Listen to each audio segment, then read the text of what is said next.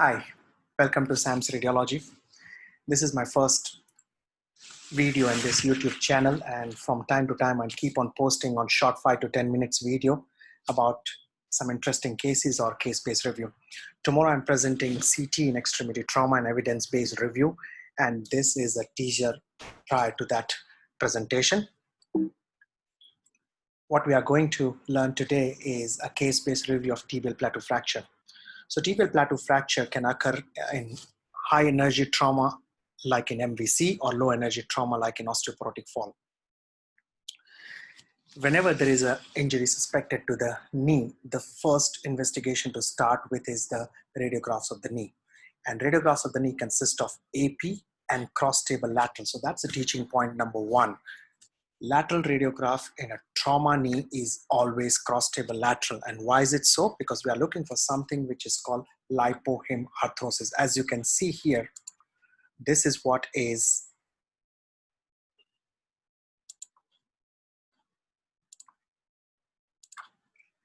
what we are looking for. There is fat fluid level. So high density blood. On top of it, what you see is low density fat. So this is called lipohemarthrosis.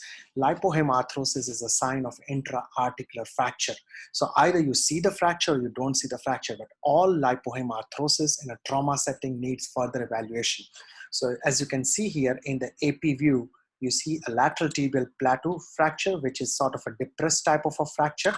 We don't see any obvious fracture on the medial aspect. So this is a lipohemarthrosis with lateral tibial plateau fracture. This is another patient with AP and cross-table lateral view. Again, cross-table lateral view shows the lipohemarthrosis, and we see this very complex looking fracture in the tibial plateau extending to the tibial metaphysis. All of this patient with lipohemarthrosis needs some further investigation, either CT or MR.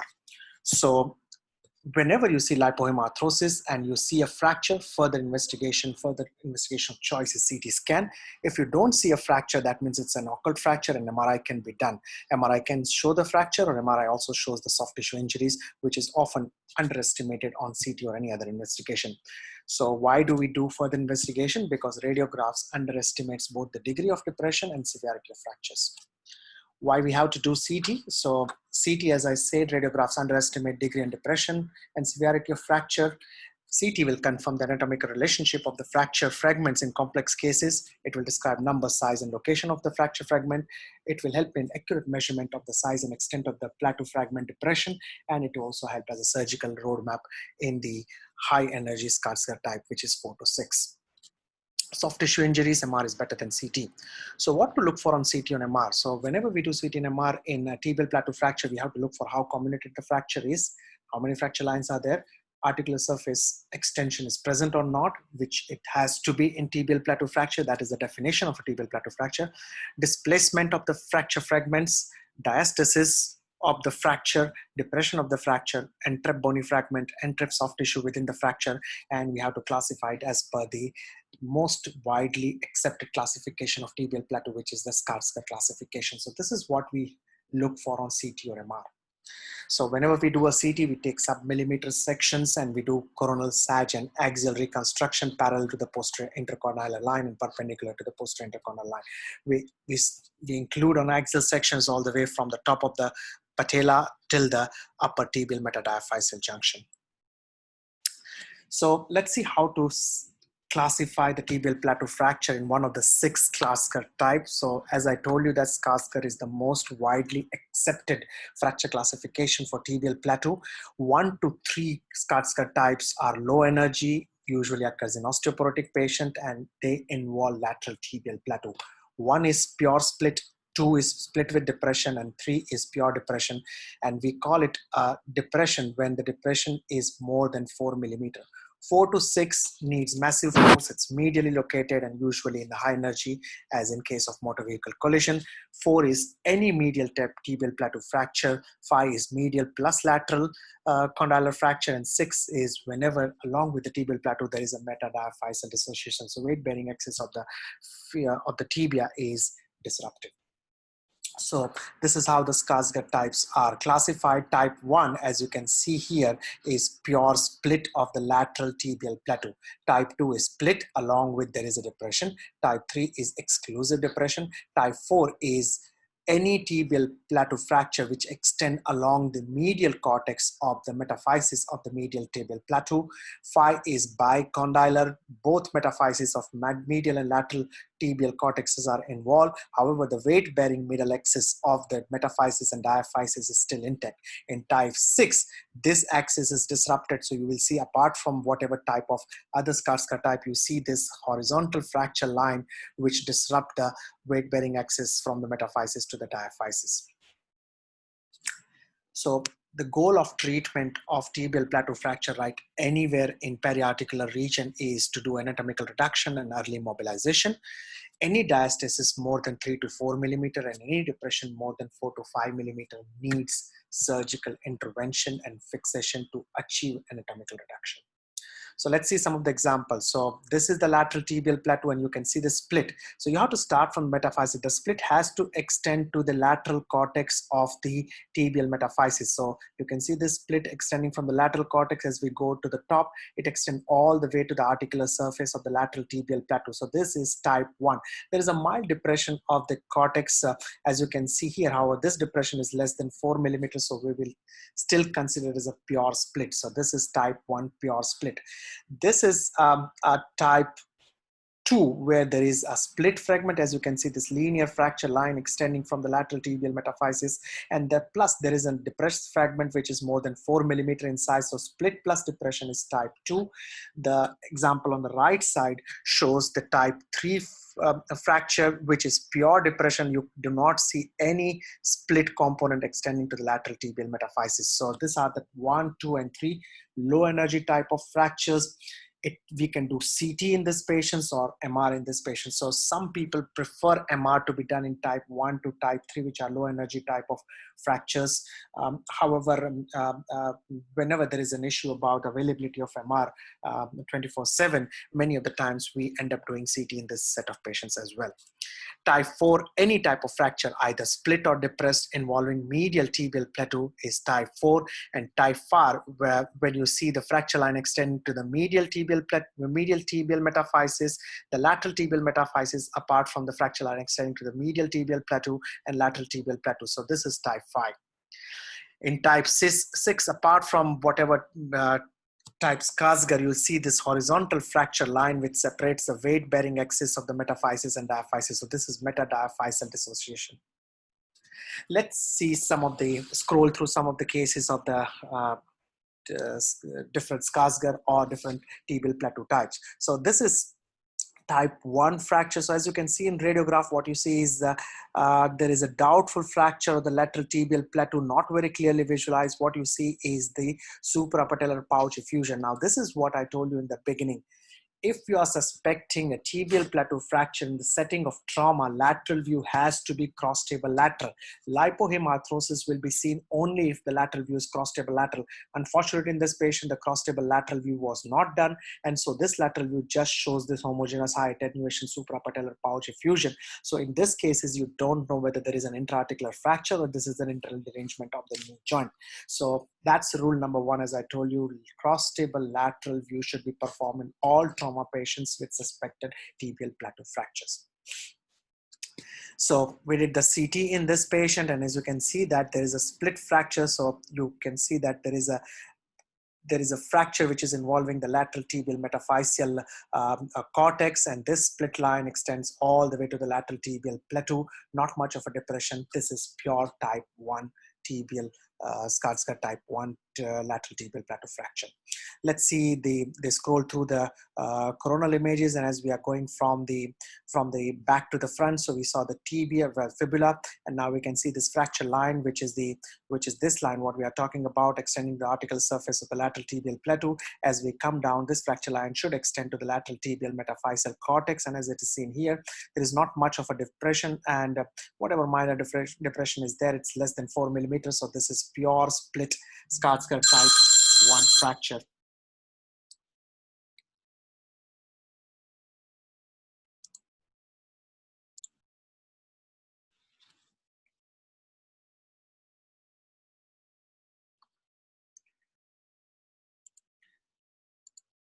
This is another patient with suspected tibial plateau fracture, and as we go from the front to back, what we see is the fracture of the lateral tibial plateau. Now, as you can see here, there is a depression of the fracture fragment more than 4 millimeter in size. However, there is no split fragment which extend all the way to the lateral tibial metaphyseal cortex. So this is pure depression type of a fracture. This is Schatzker type 3 fracture of the lateral tibial plateau. This is another patient with tibial plateau fracture. On lateral view, though cross-table lateral view was done, in this patient we could not see the lipohemarthrosis. However, we were lucky to see the fracture line, which is extending to the intercondylar or the intercondylar spine, and the laterally, medially, you can see that there is some step at the medial tibial metaphysis. So this is the type 4 to 6, one of those types, probably type 4 fracture. On the radiograph, what we need to do is further evaluation with the CT scan. And when CT scan was done, it shows the split fracture extending from the medial tibial epiphysis and going through the medial tibial plateau and going to the articular surface. It opens up in the intercondylar eminence or the tibial spine region. So this is Schatzker type 4 fracture, and the scroll of the CT here in this patient shows the fracture. You can see the lateral tibial plateau fracture, and not much of a depression. But for type 4, to diagnose type 4, what you need is any depression or any split or any combination of it, unlike on the lateral side. So whatever fracture you see involving the medial tibial plateau without involvement of the lateral tibial plateau, you call it a type 4 Schatzker. This is another example of tibial plateau fracture, and as you can see here, you see this fracture line which is extending to the medial tibial metaphysis. The fracture line is extending to the lateral tibial metaphysis. So when both lateral and medial tibial metaphysis are involved, you know that this is at least type 5. Now, how to differentiate type 5 from type 6? So you have to look for the weight-bearing axis. And as you can see, this horizontal fracture line which separates the epimetaphysis from the diaphysis. So whenever you see the horizontal fracture line, you know that this is type 6 and not type 5. This is another example of tibial plateau fracture. You can see this complex fracture in the tibial metadiaphysis region extending to the medial tibial plateau. So this is probably type 6 tibial plateau fracture on a radiograph. And when CT was done, it shows again this typical medial and lateral tibial metaphyseal fracture lines. Apart from that, you see this horizontal fracture line which separates the metaphysis from the diaphysis. This is the lipohemarthrosis as seen on the axial CT scan. So you see the topmost layer is the fat, intermediate layer is the plasma, and the lowermost layer is the hematocrit, so the high attenuation. So this is the hematocrit level, and then there is a fat, lipohemarthrosis. This is the sign that you are looking at the intra-articular fracture. And this is a patient with suspected tibial plateau fracture, and it shows the type 6 fracture as shown by the horizontal fracture line, which dissociates the metaphysis and diaphysis. So this is type 6 fracture, as you can see on the radiograph.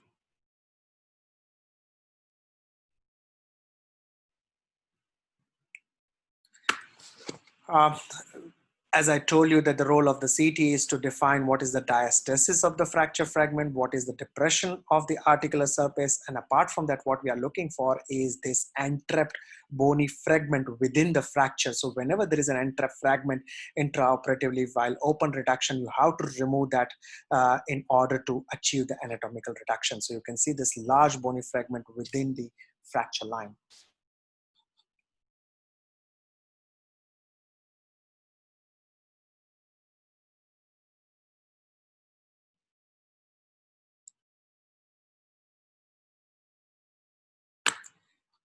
Another example of type 4 medial condylar and medial tibial plateau fracture. So you can see this depression, you can see the split. So you know that this is type 4. And when CT is done, it shows this depression plus split, a great example of type 4 medial tibial plateau. So this is a fracture. You can see the split type of fracture involving the lateral tibial plateau, but when you go to the top, it goes in the intercondylar eminence or tibial spine region. So the question was whether this is a type 2 fracture or type 5 fracture. And so we did the CT in this patient. So you can see that the CT shows that the lateral cortex is disrupted, the medial cortex is disrupted, medial tibial plateau is depressed. So this was an example of type 5 fracture on CT. So this is a great example how plain radiograph grossly underestimates the severity of the fracture. The lateral tibial cortical disruption, even on retrospect, could not be seen even after knowing that where the fracture is present on the CT scan. So this is a type 5 fracture of the tibial plateau. So in all tibial plateau fracture, there's a potential for the soft tissue injury, and so menisci, the cruciate ligament, the collateral ligaments or posterolateral posteromedial structures can also get injured. And whenever there is a lateral tibial plateau fracture, ACL and medial structures are injured. When there is a medial tibial plateau fracture, the lateral structures and posterolateral structures are usually disrupted. You have to look for entrapment of the menisci within the split or depressed fragment. And though MR is the investigation of choice, CT is also reasonably good to exclude a significant injury. So CT is not helpful in inclusion, but it's extremely good in exclusion, and we'll learn how to look for it. So what I do is that I look on the bone, on the brain window images. So each CT section, I look it into the brain window, which is a narrow window width and window level, and all the ligaments, menisci, are seen as very bright structures. So all your tendons, ligaments, and your menisci will be seen as bright structure. So when I see this bright ACL, which is looking in perfect orientation, I know that ACL is not injured. Similarly, you can see this PCL, the great bright PCL without periligamentous edema. So you know that the PCL is intact. Look at the medial menisci, look at the lateral menisci, look at the medial collateral ligament, look at the iliotibial tract. All of them are bright with presence of normal fat adjacent to it. So we know that this will exclude a significant injury to the structures. As I'm coming on behind, I can see the lateral collateral ligament, I can see the biceps femoris tendon insertion, I can see the posterior horn of medial and lateral meniscal, which are looking bright and intact. So probably these structures are not severely injured. Unlike our normal ACL, in this example, I can see that the bright, sharply defined ACL with fat surrounding it is not seen in this patient. So I know that the ACL is injured. What is the grade of ACL injury, whether it's a partial or complete, I cannot tell that. And for that, further evaluation with MRI is recommended. So as I said, the CT scan is great in excluding an injury, but when injury is seen, further evaluation with MR is recommended to further grade the soft tissue injuries. So this is an example where we can see that the lateral meniscal is entrapped within this depressed fragment of the lateral tibial plateau depressed fragment. You can see that there is a blunting of the lateral meniscus. So I know that the lateral meniscus is injured. I can see a lot of edema surrounding the iliotibial tract. So I know that there is some injury of the iliotibial tract as well. So again, I know that some soft tissue is injured, but for further evaluation, MR is invariably required. So there are certain pearls which we have to look for when we have to decide which Schatzker type is there. So let's see one example. So you can see that there is a fracture which is involving the lateral tibial plateau, but as it goes medially, it involves the intercondylar eminence, tibial spine, or medial tibial plateau. Again, lipohemarthrosis. So whether this is type 1 because of the lateral tibial plateau involvement, or it is type 4 because of the medial tibial plateau intercondylar eminence involvement. So the pearl is very simple. What you have to look for is the cortical disruption of the metaphysis. So if split involves the disruption of the lateral tibial metaphyseal cortex, it is type 1. Look at the medial tibial metaphyseal cortex. It is intact. And so this is not type 4 or type 5. So this is a good example of type 1. It starts at the lateral tibial plateau. It starts at lateral tibial metaphysis, but as I go higher up, it involves the intercondylar eminence and also part of the medial tibial plateau. Even if it involves a medial tibial plateau, for classification purpose, this is described as type 1 and not type 4. Again, this is a split type of fracture. Along with that, there is a bit of a depression here. However, this depression is less than 4 millimeter. So whenever depression is less than 4 millimeter, we consider it as a pure split rather than split plus depression. So this is described, this will be described in our report as Schatzker 1 rather than Schatzker 2, which is depression plus split. Okay, so this is a pure split because depression is less than 2 millimeter. What are the principles of management? So open reduction and internal fixation is required whenever articular step-off is more than 4 millimeter, whenever condylar widening or the diastasis is more than 5 millimeter, all fractures involving the medial tibial plateau, and whenever there is varus or valgus instability on clinical examination. So take-home points is that in suspected tibial plateau fracture radiographs, lateral view is always cross-table lateral.